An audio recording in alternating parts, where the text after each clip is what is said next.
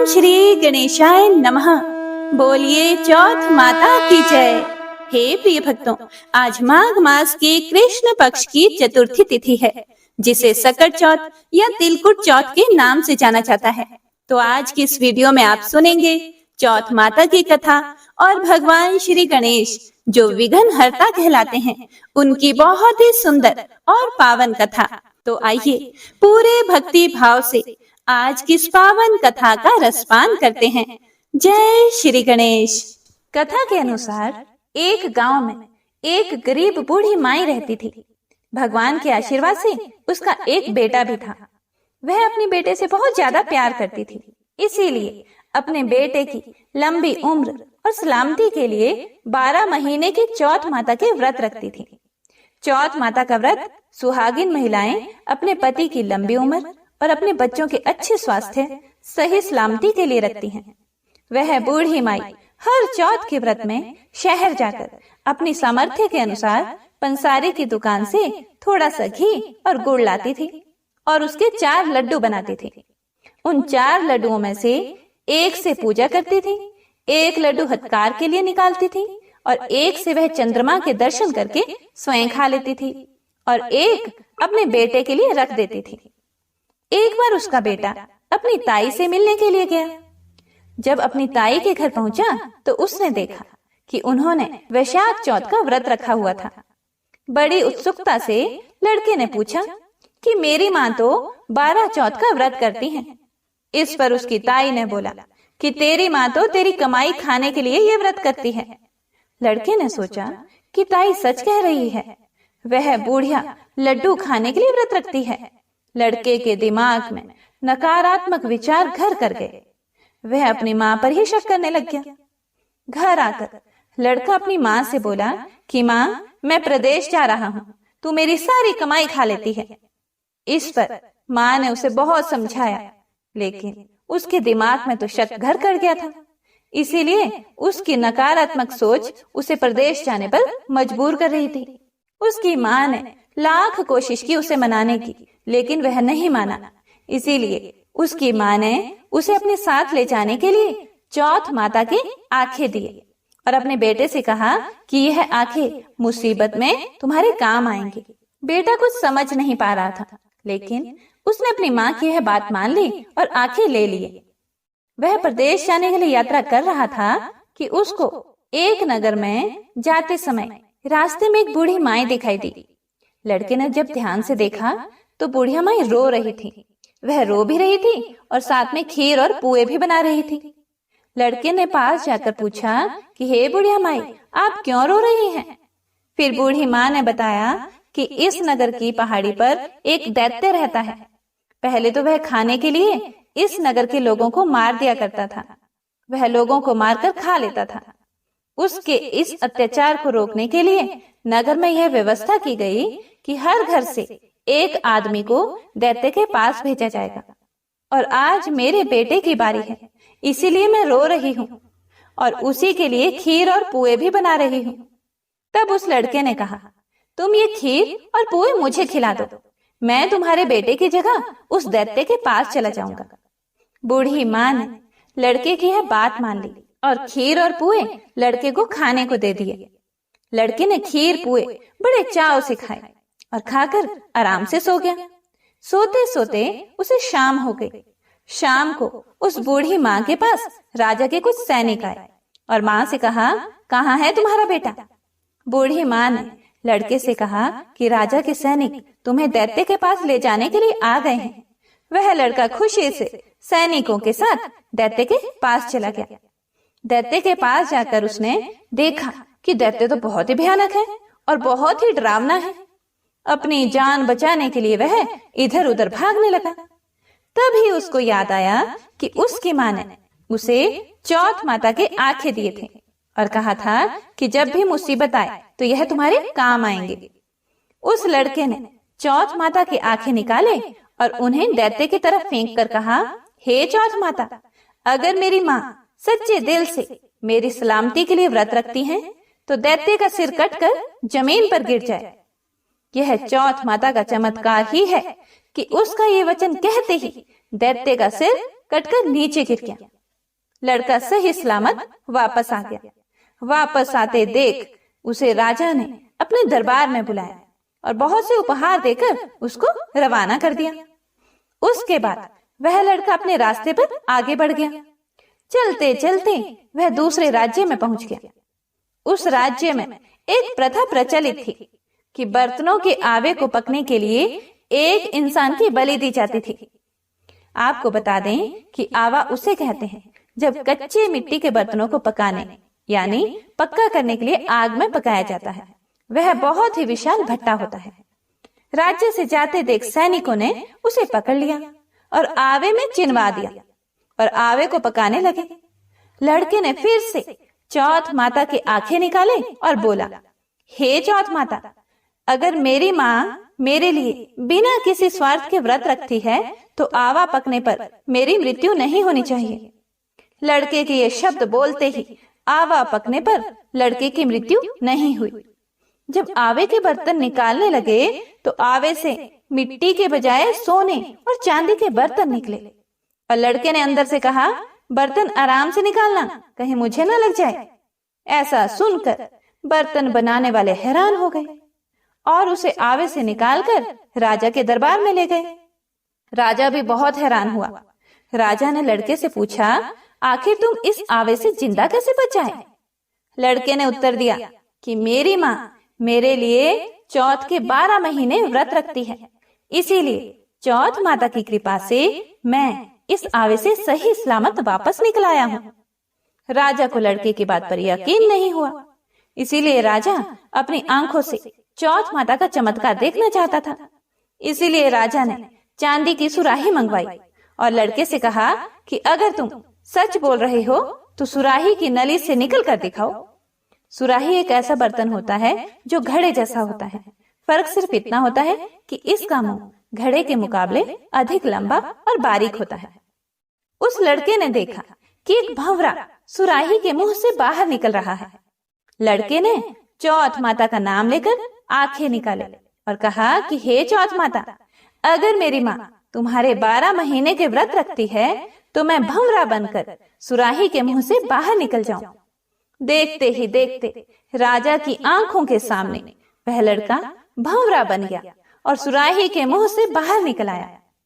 राजा ने यह चमत्कार देखा और आश्चर्यचकित हो गया और राजा बहुत खुश हुआ। राजा इतना खुश हुआ कि राजा ने अपनी पुत्री की शादी ही उस लड़के से करवा दी। पूरे नगर में राजा ने प्रचार करवा दिया कि नगर की सारी महिलाएं चौथ माता का व्रत करना शुरू कर दे। लड़के को विदेश में बहुत समय बीत गया था। एक दिन लड़के को अपनी माँ की याद आई कि मेरी माँ तो बिना किसी स्वार्थ के मेरी सही सलामती के लिए व्रत रखती थी, तभी मैं चौथ माता के आशीर्वाद से अभी तक सही सलामत हूँ, जिंदा हूँ। इस कारण लड़के ने राजा से अपने नगर जाने की इच्छा प्रकट की। राजा ने उसकी बात मान ली और बहुत सा धन, दान, दहेज और हाथी घोड़े देकर उसे विदा कर दिया। लड़के की कई दिन की यात्रा के बाद वह अपने घर पहुंचा। जिस दिन वह घर पहुंचा उस दिन चौथ का दिन था। लड़का उसी पंसारी की दुकान में गया जहां उसकी माँ हर चौथ को आती थी। लड़के ने सोचा कि आज माँ इस दुकान से गुड़ और घी लेने जरूर आएगी। जैसा कि लड़के ने सोचा ही था, ठीक वैसा ही हुआ। उसकी माँ बहुत बूढ़ी हो गई थी, इसीलिए हाथ में लाठी लिए हुए आ रही थी। उसको अपनी माँ रास्ते में ही आते दिख गई। उसकी माँ की उम्र बहुत अधिक हो गई थी, जिसकी वजह से उन्हें दिखना भी थोड़ा कम हो गया था। तो लड़के ने उसकी लाठी में पैर मारा और जानबूझकर उसके पुत्र के बारे में अपशब्द कहने लगा। उस बूढ़ी माँ ने कहा, भले ही मुझे गाली दे दो, पर मेरे बेटे को कुछ मत कहना। माँ के यह शब्द सुनकर बेटा उनके पैरों में गिर पड़ा और कहने लगा, मैं तुम्हारा बेटा ही हूँ, मुझे माफ कर दो माँ। माँ ने अपने बेटे को पहचाना और उसे गले लगा लिया, पर उनका बेटा इतनी धन दौलत के साथ वापस आया था, इसीलिए नगरवासियों ने विश्वास ही नहीं किया कि यह उनका ही बेटा है।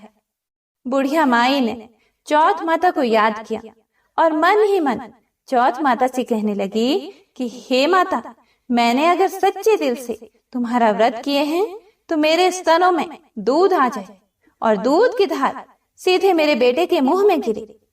चौथ माता के चमत्कार से बिल्कुल ऐसा ही हुआ। दूध की धार उनके बेटे के मुंह में गिरने लगी। सभी लोग यह देखकर हक्के बक्के हो गए। उन्हें यकीन हो गया कि यह उन्हीं का बेटा है और चौथ माता की जय जयकार करने लगे।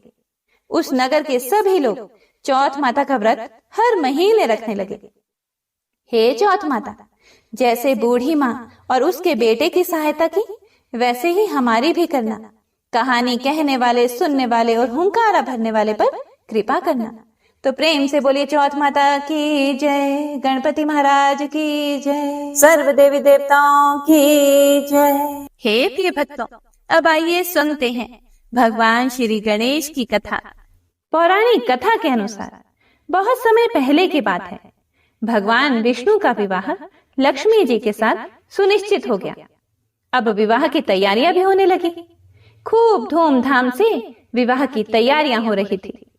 सभी देवताओं को निमंत्रण भेजे गए, लेकिन गणेश जी को निमंत्रण नहीं दिया गया था। कारण जो भी रहा हो, अब भगवान विष्णु की बारात जाने का समय आ गया। सभी देवतागण अपनी पत्नियों के साथ विवाह समारोह में आए। सभी ने देखा कि गणेश जी कहीं दिखाई नहीं दे रहे हैं। तब वे सभी आपस में चर्चा करने लगे कि गणेश जी कहीं दिखाई नहीं दे रहे। क्या गणेश जी को न्योता नहीं भेजा गया, या स्वयं गणेश जी ही किसी कारण नाराज होकर विवाह में नहीं आए होंगे? आपस में वे सभी चर्चा करने लगे। सभी को इस बात पर आश्चर्य होने लगा। किसी को कोई जवाब नहीं मिला, तो तभी सभी ने सोचा कि क्यों ना भगवान विष्णु से ही इसका हम कारण पूछ लें। विष्णु भगवान से पूछने पर विष्णु भगवान ने कहा कि हमने गणेश जी के पिता भोलेनाथ महादेव को न्योता भेजा है। यदि गणेश जी अपने पिता के साथ आना चाहते हैं तो आ जाते, अलग से न्योता देने की आवश्यकता भी नहीं थी। दूसरी बात यह है कि उनको 1.25 मन मूंग, 1.25 मन चावल, 1.25 मन घी और 1.25 मन लड्डू का भोजन दिन भर के लिए चाहिए।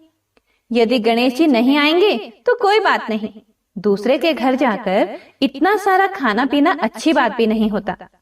अभी वे सभी यह चर्चा ही कर रहे थे कि किसी ने सुझाव दिया, यदि गणेश जी आ भी जाएं तो उनको द्वारपाल बनाकर बैठा देंगे कि आप घर का ध्यान रखना। आप तो चूहे पर बैठकर धीरे धीरे चलोगे तो बारात से बहुत पीछे रह जाओगे। यह सुझाव सबको पसंद भी आ गया, तो भगवान विष्णु ने अपनी सहमति दे दी। अब नारद भगवान को किसी तरह से गणेश जी को बुलाने के लिए भेजा गया। गणेश भगवान ने जैसे ही निमंत्रण सुना, वे जल्दी जल्दी भगवान विष्णु के विवाह में सम्मिलित होने के लिए आ गए। अब जब समारोह में गणेश जी उपस्थित हो ही गए, तो जैसा कि सभी देवी देवताओं ने मिलकर विचार विमर्श किया था, तो गणेश भगवान को किसी तरह से समझा बुझाकर घर की रखवाली करने के लिए बैठा दिया गया। अब बारात चल दी। सभी देवी देवता बारात के साथ चल दिए। तब नारद जी ने देखा कि गणेश जी तो दरवाजे पर ही बैठे हुए हैं। तो वे गणेश जी के पास गए और उनसे रुकने का कारण पूछने लगे। नारद जी ने पूछा, क्या बात है गणेश जी, आप द्वार पर इस तरह से क्यों बैठे हो? विष्णु जी ने तो आपको अपने विवाह में सम्मिलित होने के लिए बुलाया था। वे आपको अपने साथ बारात में लेकर नहीं गए? कहीं ऐसा तो नहीं वह आपको अपने घर का द्वारपाल बनाकर यहाँ छोड़कर चले गए हो? गणेश भगवान को सारी बात समझ में आई, तो वह बहुत ही क्रोधित होकर कहने लगे, नारद जी, तब तो भगवान विष्णु ने मेरा बहुत बड़ा अपमान किया है। नारद मुनि तो सारा हाल जानते थे कि गणेश भगवान के बिना तो विष्णु भगवान की बारात आगे जा ही नहीं सकती थी। तब नारद जी गणेश भगवान को कहने लगे कि अगर आप अपनी मूषक सेना को आगे भेज दें तो वह रास्ता खोद देंगे, जिससे कि सभी वाहन धरती में धंस जाएंगे। तब तो विष्णु भगवान को आपको सम्मान पूर्वक अपनी बारात में बुलाना ही पड़ेगा। अब भला किस बात की देरी थी? अब तो गणेश जी ने अपनी मूषक सेना को जल्दी से आगे भेज दिया और सेना ने जमीन खोद दी। जब बारात वहां से निकली तो रथों के पहिए धरती में धंस गए। लाख कोशिश करने के बावजूद भी पहिए नहीं निकले। सभी ने अपने अपने उपाय किए, फिर भी पहिए तो निकल नहीं पाए बल्कि टूट गए। अब किसी की समझ में नहीं आ रहा था कि अब क्या किया जाए। तब नारद जी, जो विष्णु भगवान की बारात में पहुंच चुके थे, उन्होंने कहा, आप लोगों ने गणेश जी का अपमान करके अच्छा नहीं किया। यदि उन्हें मनाकर लाया जाए तो आपका कार्य सिद्ध हो सकता है और यह संकट भी टल सकता है। तब शंकर भगवान ने अपने दूत नंदी को भेजा और नंदी ने किसी तरह से समझा बुझाकर गणेश जी को लेकर आए। तब गणेश जी का आदर सम्मान किया गया, उनकी पूजा की गई। तब कहीं जाकर रथ के पहिए निकले। पहिए तो निकल गए, लेकिन वह टूट फूट गए थे, तो उन्हें सुधारता कौन? पास के खेत में खाती मतलब कि किसान काम कर रहा था, तो उसे बुलाया गया। खाती अपना कोई भी कार्य प्रारंभ करने से पहले ओम श्री गणेशाय नमः कहता था, गणेश जी की वंदना करता था। अब जब सभी लोगों ने उससे निवेदन किया तो खाती ओम श्री गणेशाय नमः कहकर मन ही मन गणेश जी की वंदना करने लग गया। और देखते ही देखते खाती ने सभी पहियों को ठीक कर दिया। पहियों को ठीक करने के बाद तब खाती कहने लगा, हे देवतागण, आपने सर्वप्रथम गणेश जी को नहीं मनाया होगा और ना उनकी पूजा की होगी, इसीलिए आप सभी के ऊपर यह संकट आया है। हम लोग तो मूर्ख और अज्ञानी हैं, फिर भी हम लोग सबसे पहले गणेश जी की पूजा करते हैं, उनका ध्यान करते हैं। लेकिन आप लोग तो देवतागण हैं, फिर भी आप गणेश जी को कैसे भूल गए? अब आप लोग सबसे पहले गणेश जी का नाम लेकर जाएं, गणेश जी की जय बोलकर जाएं, तो आपके सारे काम बन जाएंगे और कोई भी संकट नहीं आएगा। ऐसा कहते हुए बारात वहां से गणेश भगवान को अपने साथ लेकर चल पड़ी और फिर धूमधाम से विष्णु भगवान का माता लक्ष्मी के साथ विवाह संपन्न हो गया और सभी सकुशल घर लौट आए। हे गणेश जी महाराज, जैसे आपने देवताओं के कार्य को सिद्ध किया, वैसे ही कथा को सुनने वाले, सुनाने वाले और हुंकारा भरने वाले सभी भक्तों के कार्य को सिद्ध करना, सभी की मनोकामनाएं पूर्ण करना। तो प्रेम से बोलिए गणेश भगवान की जय, बोलिए चौथ माता की जय। तो हे प्रिय भक्तों, यह थी चौथ माता और विघ्नहर्ता गणेश जी की बड़ी ही पावन कथा। कथा को पूरा सुनने के लिए आप सभी भक्तों का दिल से बहुत बहुत धन्यवाद। भगवान श्री गणेश और चौथ माता आप सभी को कथा सुनने का पुण्य फल प्रदान करें और भगवान आपकी सभी मनोकामनाओं को पूर्ण करें। हे प्रिय भक्तों, कथा पसंद आई हो तो इसे ज्यादा से ज्यादा शेयर कीजिएगा, ताकि और भक्तजन भी इस कथा को सुनकर पुण्य फल प्राप्त कर सकें। तो मिलते हैं अगली कथा के साथ, तब तक के लिए जय माता दी, जय श्री गणेश।